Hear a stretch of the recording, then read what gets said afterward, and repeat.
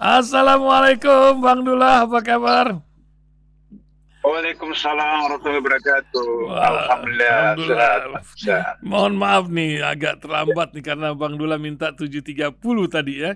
Semoga bisa memberikan Ya, pencerahan di sisa-sisa waktu Bang Dullah. Ini Hang Heng Hong ya, urusan MK, MA, terus ada lagi cerita Raja Jawa lah. Ya juga ada lagi cerita tentang apa ya, isu-isu 34 kepala daerah pilkada yang akan menjadi satu calon. Apa yang ingin Bang Dullah memberikan pencerahan akibat Hang Heng Hong dan demo-demo besar di berbagai kota kemarin gitu, Bang Dullah, atas konstitusi kita. Silakan Bang Abdullah ya Bang. ya, yang pertama jam 8 ini saya ada acara rapat, jadi saya singkat. Yang lagi ramai adalah soal putusan MK nomor 60 tahun 2004. 70. Kemudian sama dengan putusan MK nomor 90 tahun 2023. Ini undang-undang ini dua keputusan MK ini melampaui kewenangan MK. Jadi ini yang harus saya sampaikan secara objektif. Kenapa? MK itu fungsinya adalah menyatakan bahwa satu undang-undang bertentangan dengan Undang-Undang 45. Kalau bertentangan, nyatakan bertentangan, atau menyatakan tidak bertentangan. Sedangkan tentang materi undang-undang, perubahan undang-undang dan sebagainya, itu bukan domain MK, itu domain pembuat undang-undang. Pembuat undang-undang menurut 45 adalah pemerintah dan DPR. Sehingga dengan begitu, kemudian itulah yang jadi ribut persoalan undang-undang putusan MK nomor 90 dan putusan MK nomor 60. Yang menarik adalah bahwa ketika putusan MK nomor 90 itu langsung diproses baik oleh KPU maupun Bawaslu dan koalisi Indonesia Maju. Tapi kemudian ketika keputusan MK nomor 60 2024 ini, DPR juga bereaksi tapi mau kemudian mengamandemen putusan MK itu. Nah, sehingga dengan begitu maka kelihatan bahwa ketika putusan MK nomor 9 itu menguntungkan penguasa, mereka langsung laksanakan, tidak perlu cara ngonging dan seterusnya, langsung KPU Bawaslu seperti itu. Tapi ketika ini mengganggu eksistensi pemerintah, mengganggu eksistensi penguasa, karena nanti anaknya Jokowi tidak bisa jadi calon gubernur karena belum memenuhi syarat usia yang harus 30 tahun, maka kemudian mereka ribut seperti itu. Nah, jadi ini persoalannya adalah hasil daripada sistem politik kita yang disebut dengan politik sekuler, di mana tidak ada musuh abadi, tidak ada kawan abadi, ada adalah kepentingan abadi. Nah, jadi karena kepentingan abadi, di mana ada kepentingan itu ya sudah.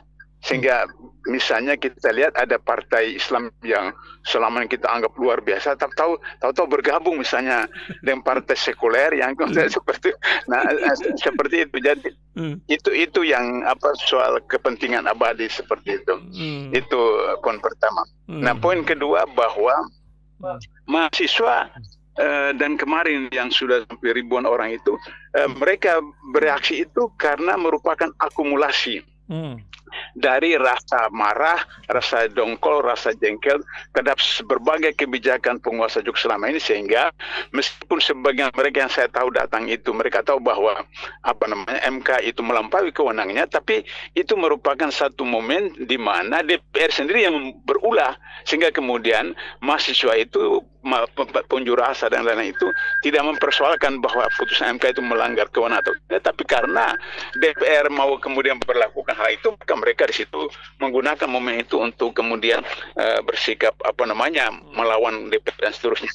Jadi saya berharap bahwa ini merupakan salah satu snowball, bola salju, yang kalau kemarin itu ribuan orang, mudah-mudahan hari ini bertambah lagi dan kemudian sampai menjadi berulang peristiwa 67 atau peristiwa 97. Seperti itu.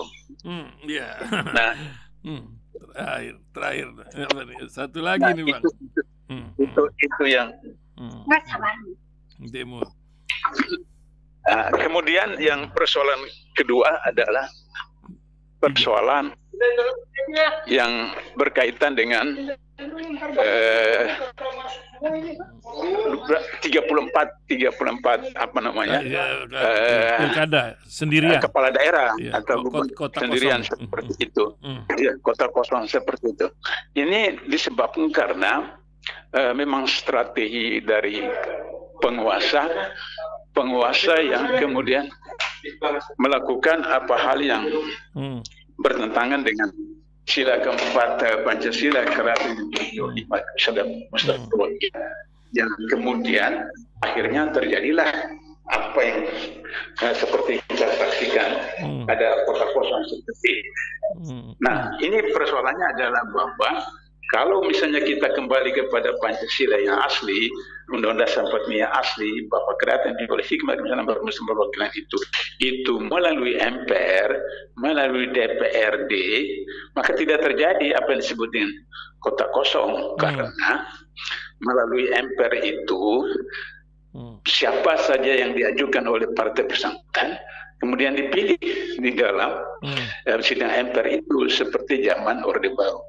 Persoalannya adalah pada zaman Orde Baru itu syarat-syarat pemimpin itu tidak diperhatikan, sehingga dia apakah koruptor, apakah dia sekuler, apa-apa saja tidak perlu, yang penting bahwa karena Golkar yang berkuasa mayoritas maka kemudian pilih sampai kesekian kali. Tapi dengan Orde Reformasi ini diharapkan bahwa orang yang akan dipilih dalam sidang MPR atau gubernur, bupati, wali kota dipilih dalam sidang DPRD, plenum DPR adalah orang-orang yang memiliki kualifikasi, yang berintegritas dan profesional.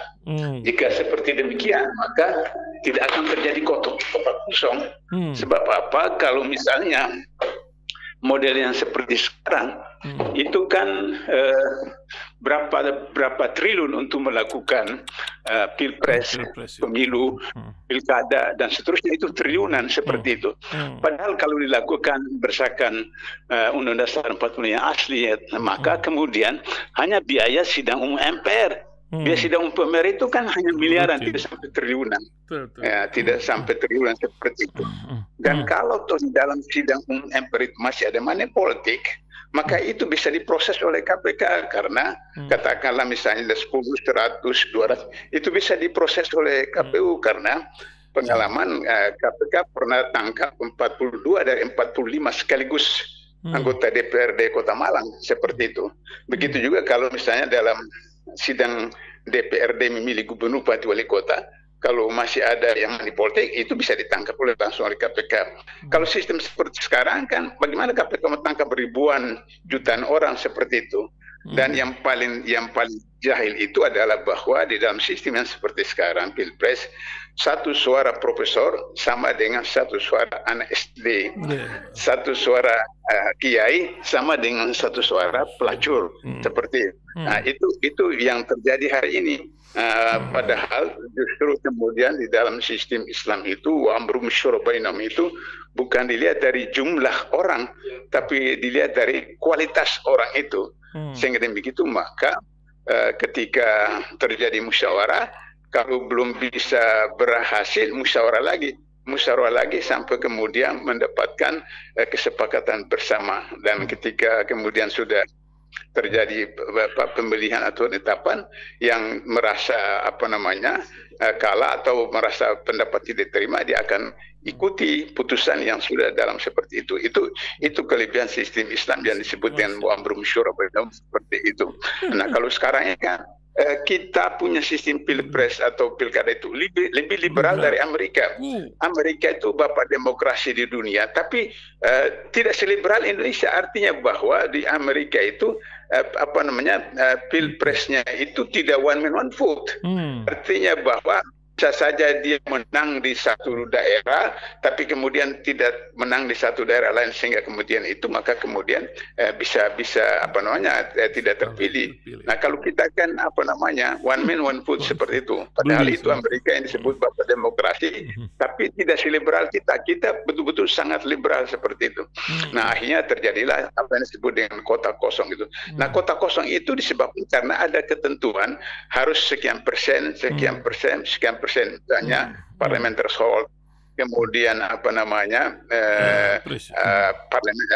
presiden threshold, gubernur threshold, bupati terus dan seterusnya. Akhirnya kemudian hanya mereka yang punya duit, yaitu oligarki, yang kemudian bisa dapatkan kursi banyak dan kemudian bisa mengajukan calon seperti itu. Itulah terjadi kota kosong. Nah sebenarnya kan itu bisa diatasi dengan cara seperti yang dilakukan waktu di Solo, wali kota Solo. Wali kota Solo itu kan sebenarnya kota kosong, tapi agar supaya seakan-akan itu kemudian itu demokratis, maka disuruhlah tukang jual bakso itu maju menjadi calon wali kota, sehingga seakan-akan bahwa ada persaingan antara Gibran dengan persaingan seperti itu. Nah, apakah yang DKI itu juga seperti demikian? Wallahu alam, karena calon independen itu juga lolos seperti itu, sehingga demikian berarti tidak kota kosong. Ada terjadi di Makassar yang lalu itu memang kota kosong dan kota kosong menang. Kota kosong menang seperti itu. Nah, jadi ini problem yang kita hadapi hari ini. Oleh karena itu saya berpikir bahwa kalau hari ini atau besok atau hari Senin masih ada lagi gerakan mahasiswa, saya pikir saya menyarankan Bapak, Ibu, para pendengar radio Rasid yang punya duit, punya kemampuan, bantulah mahasiswa, bantulah mereka konsumsi dan seterusnya, dan itu akan berlaku seperti 97 kalau mereka sampai berhari-hari nginap, dan itu perlu logistik, perlu makan dan seterusnya. Kalau itu maka insya Allah bisa kita selesaikan persoalan sebelum Oktober. Artinya sebelum istilah saya, kalau orang pacaran itu sebelum janur kuning terpasang maka tidak putus asa, masih bisa berjuang sampai kemudian janur kuning itu. Nah, ini masih ada 2 bulan, bisa saja 1 bulan ini gerakan seperti terus kemudian akhirnya tidak jadi janur kuning Oktober misalnya. Bang Dullah, saya kira urusan terakhir, Bang, ini masalah Raja Jawa ini. Komentarnya apa Bang Dullah nih tentang Bahlil ini ngomong Raja Jawa? Silakan Bang. Jadi Raja Jawa ini punya simbol ganda. Simbol pertama itu adalah dia pengayom, di mana pada masyarakat Jawa, budaya Jawa, Raja Jawa itu, kalau misalnya ada kebijakan raja itu yang tidak disetujui oleh rakyat, maka rakyat itu dulu di depan lapangan biasa kalau kantor raja itu atau sultan atau itu biasa di lapangan, dekat masjid, dekat pasar. Itu memang sistem Islam seperti begitu. Jadi mereka duduk saja di lapangan depan itu, maka raja lihat, sultan lihat itu ada apa itu. Oh, raja sudah tahu bahwa ini protes itu. Maka raja kemudian akan mengamandemen atau mengubah kebijakannya seperti itu. Jadi itu salah satu model budaya raja di Indonesia, khususnya Jawa.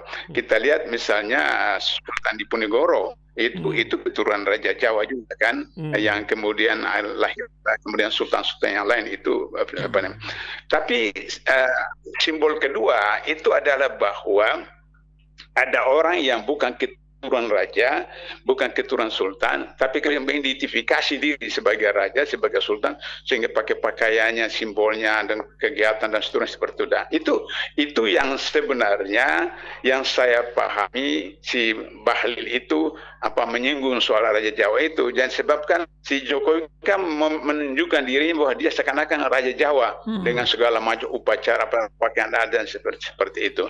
Nah, padahal kalau dia mau mengidentifikasi diri sebagai Raja Jawa, seharusnya ketika ada protes itu tidak perlu kemudian ditangkap, dipenjarakan, tapi dia perbaiki saja di amandemen seperti itu. Nah, saya juga tidak mengerti Bahlil seperti itu. Dia orang di Papua, besar di Papua, jadi nggak mengerti barangkali soal budaya Jawa. Tapi itu termasuk konyol juga. Artinya dia ngomong begitu kan itu apa namanya, orang-orang Jokowi kan hadir di situ seperti itu. Nah, apakah itu kemudian Bahlil dengan Jokowi punya permainan sendiri seperti itu karena apa namanya, dia adalah menterinya Jokowi seperti itu. Saya kira sebagai penutup saya mau sampaikan kisah Raja Bugis, Sultan Bugis dan Sultan Bone, Sultan Bugis Bone. Jadi Sultan Goa ini dia terkenal sangat adil di masyarakat Goa pada waktu sebelum sebelum penjajahan, pada masa penjajahan. Terus kemudian anak laki-lakinya putra mahkota itu membuat satu pelanggaran yang menurut hukum Islam harus dijatuhi hukuman mati. Maka kemudian Sultan menginstruksikan disiapkan untuk pelaksana hukuman mati. Rakyat itu mereka bereaksi karena mereka tahu betul Sultan itu adil sekali, sehingga mereka datang minta kepada Sultan supaya dimaafkan itu putra mahkota. Sultan tidak bergerak berpindah seperti itu. Mereka datang kepada ratu, mereka pikir ratu nanti yang meyakinkan Sultan supaya tidak dilakukan hukuman mati seperti itu. Mereka datang ke ratu, kata ratu, kalau kalian cinta kami, saya dengan Sultan, bantu kami untuk mengeksekusi hukuman itu. Itu ratu. Coba bayangkan itu. Maka kemudian dieksekusi itu putra mahkota, itu Sultan Goa. Hampir sama dengan Sultan Bone, anaknya juga melakukan pelanggaran seperti itu, maka dia sendiri bertindak sebagai polisi, dia bertindak sebagai jaksa, kemudian dia sendiri bertindak sebagai hakim, mengajukan, memutuskan, menjatuhkan hukuman mati kepada anaknya sendiri seperti itu. Nah, itulah sebenarnya sistem dalam kekuasaan sultan raja yang turun daripada sistem Islam yang itu diterapkan. Nah, kalau misalnya Jokowi mau jadi Raja Jawa, dia harus belajar dari Sultan Hamengkubuwono, belajar dari Sultan Goa, belajar dari Sultan Bone. Saya kira itu, Mas Ihsan. Terima kasih. Saya mau rapat ini. Oke. Silakan Bang Dullah. Ya, terima kasih. Sehat selalu. Assalamualaikum warahmatullahi wabarakatuh. Waalaikumsalam warahmatullahi wabarakatuh.